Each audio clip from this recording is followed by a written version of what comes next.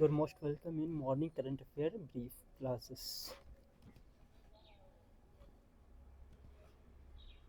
हर वर्ष 1 जनवरी को मनाए जाने वाले ग्लोबल फैमिली डे का दूसरा नाम क्या है, जिसका उद्देश्य सद्भाव और एकता को बढ़ावा देना है? ए. विश्व मित्रता दिवस, बी. अंतर्राष्ट्रीय एकता दिवस, सी. वैश्विक सद्भाव दिवस, डी. विश्व शांति दिवस। राइट आंसर है विश्व शांति दिवस। ग्लोबल फैमिली डे को विश्व शांति दिवस के नाम से भी जाना जाता है। यह दिवस प्रतिवर्ष 1 जनवरी को मनाया जाता है। इसका मुख्य उद्देश्य विश्व भर में शांति और अहिंसा को बढ़ावा देना है, आपसी भाईचारे और एकता की भावना विकसित करना है। वासुदेव कुटुंबकम, पूरा विश्व एक परिवार की सोच को प्रोत्साहित करना। यह दिन इस विचार पर आधारित है कि जब परिवार और समाज में शांति होती है तभी वैश्विक स्तर पर स्थायी शांति संभव हो पाती है। ट्रांसक्रिप्ट के अनुसार 1 जनवरी 2026 को किस देश ने आधिकारिक रूप से यूरो को अपनाया और ऐसा करने वाला वह 21वां देश बना? राइट आंसर है बुल्गारिया। ट्रांसक्रिप्ट के अनुसार बुल्गारिया ने 1 जनवरी 2026 को आधिकारिक रूप से यूरो मुद्रा को अपना लिया। इसके साथ ही बुल्गारिया यूरोजोन में शामिल होने वाला 21वां देश बन गया। यूरो को अपनाने से बुल्गारिया को निम्नलिखित लाभ मिलते हैं। यूरोपीय संघ के देशों के साथ व्यापार में आसानी होती, मुद्रा स्थिरता और विदेशी निवास में वृद्धि होगी, आर्थिक और एकीकरण को मजबूती मिलेगी।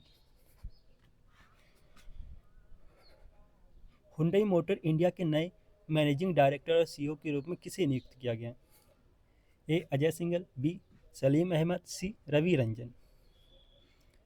राइट आंसर है Ravi Ranjan. Hyundai Motor India Limited ने तरुण गर्ग को नया मैनेजिंग डायरेक्टर और सीईओ नियुक्त किया है, जो 1 जनवरी 2026 से इस पद पर कार्यभार संभाल चुके हैं। और यह महत्वपूर्ण कदम है क्योंकि वह कंपनी के 29 साल के इतिहास में पहले भारतीय एमडी और सीईओ बने हैं। राइट आंसर तरुण गर्ग। पहली वंदे भारत स्लीपर ट्रेन किन 2 शहरों के बीच चलाए जाने की योजना है? ए. गुवाहाटी और कोलकाता, बी. दिल्ली और चेन्नई, सी. कोलकाता और मुंबई, डी. गुवाहाटी और दिल्ली।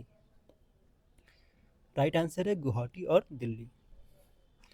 पहली वंदे भारत स्लीपर ट्रेन को गुवाहाटी और दिल्ली के बीच चलाए जाने की योजना या स्लीपर संस्करण लंबी दूरी की यात्रा के लिए तैयार किया गया ताकि यात्रियों को रात की यात्रा में अधिक आराम और आधुनिक सुविधाएं मिल सकें। इसकी प्रमुख विशेषताएं हैं पूरी तरह वातानुकूलित स्लीपर कोच, आधुनिक सुरक्षा और आरामदायक बर्थ, तेज रफ्तार और कम समय में यात्रा। पहली वंदे भारत स्लीपर ट्रेन गुवाहाटी और दिल्ली मार्ग पर चलेगी। 1 जनवरी 2026 को रक्षा अनुसंधान एवं विकास संगठन डीआरडीओ ने अपनी कौन सी स्थापना वर्षगांठ मनाई? ए. 75, बी. 70, सी. 65, डी. 68। राइट आंसर है 68। रक्षा अनुसंधान एवं विकास संगठन डीआरडीओ की स्थापना 1 जनवरी 1958 को की गई। इसी कारण 1 जनवरी 2026 को डीआरडीओ ने अपनी 68वीं स्थापना वर्षगांठ मनाई। डीआरडीओ भारत की प्रमुख रक्षा अनुसंधान संस्था है जो मिसाइल, रडार, ड्रोन और हथियार प्रणालियों का विकास करती है। रक्षा तकनीक में आत्मनिर्भरता, मेक इन इंडिया और आत्मनिर्भर भारत को मजबूती में देती है। स्थापना 1 जनवरी 1958 में हुई थी। 2026 में 68वीं वर्षगांठ मनाई गई। जर्मनी द्वारा सौंपे जाने के बाद 2026 के लिए G7 की अध्यक्षता किस देश ने संभाली? A. United Kingdom, B. Japan, C. France, D. Italy. Right answer है इटली। G7 दुनिया के प्रमुख औद्योगिक देशों का समूह है। वर्ष 2025 में इसकी अध्यक्षता जर्मनी के पास थी। जर्मनी के बाद वर्ष 2026 के लिए इटली ने G7 की अध्यक्षता शामिल की। G7 में शामिल देश America, Canada, United kingdom, France, Germany, Italy, Japan हैं। डीआरडीओ ने हाल में प्रलय मिसाइल का सफल परीक्षण किया। भारत के किस राज्य के तट से किया था? A. Andhra Pradesh, B. Odisha, C. Tamil Nadu, D. Kerala. Right answer है ओडिशा। रक्षा अनुसंधान एवं विकास संगठन डीआरडीओ ने हाल ही में प्रलय सतह से सतह पर मार करने वाली मिसाइल का सफल परीक्षण ओडिशा के तट से किया। यह परीक्षण आमतौर पर डॉक्टर एपीजे अब्दुल कलाम द्वीप ओडिशा से किया जाता है। प्रलय मिसाइल की प्रमुख विशेषताएं निम्नलिखित: यह एक कम दूरी की बैलिस्टिक मिसाइल है। मारक क्षमता 150 से 500 किलोमीटर है। 5 दिवसीय गान नगाई पर्व भारत के किस राज्य में मनाया जाता है?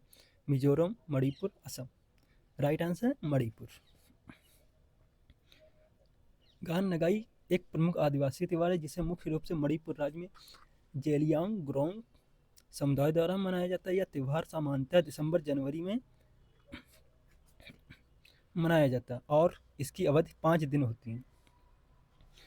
इस नववर्ष के स्वागत में फसल कटाई के बाद उत्सव मनाया जाता है। भारत और पाकिस्तान हर वर्ष 1 जनवरी के द्विपक्षीय समझौते के तहत किस प्रकार की जानकारी का आदान प्रदान करता है? अपनी परमाणु प्रतिष्ठानों और सुविधाओं की सूची देना, सीमा पर सैन्य तैनाती की जानकारी, सीमा पार व्यापार समझौतों का विवरण, एक दूसरे की जेलों में बंद कैदियों की सूची। राइट आंसर है अपनी परमाणु प्रतिष्ठानों और सुविधाओं की सूची देना।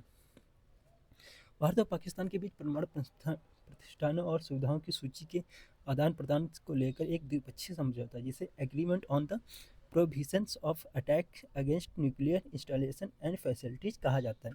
इस समझौते के तहत दोनों देश 1 जनवरी को अपनी अपनी परमाणु प्रतिष्ठानों और सुविधाओं की सूची देते हैं, एक दूसरे को साझा करते हैं ताकि इन प्रतिष्ठानों पर हमले को रोका जा सके और आपसी विश्वास एवं पारदर्शिता बनी रहे। यह प्रक्रिया 1992 से लगातार निभाई जा रही है।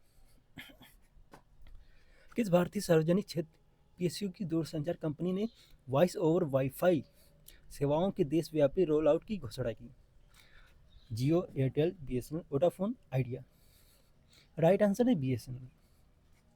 भारत संचार निगम लिमिटेड ने वॉइस ओवर वाईफाई सेवाओं के पैन इंडिया रोल आउट की घोषणा की, जिससे कमजोर मोबाइल सिग्नल वाले क्षेत्रों में भी बेहतर वॉइस क्वालिटी मिलेगी, ड्रॉप कॉल में कमी आएगी, इंडोर कवरेज में सुधार होगा। पीडीएफ के लिए आप हमारे ऑफिशियल टेलीग्राम चैनल से जुड़ सकते हैं। And thank you.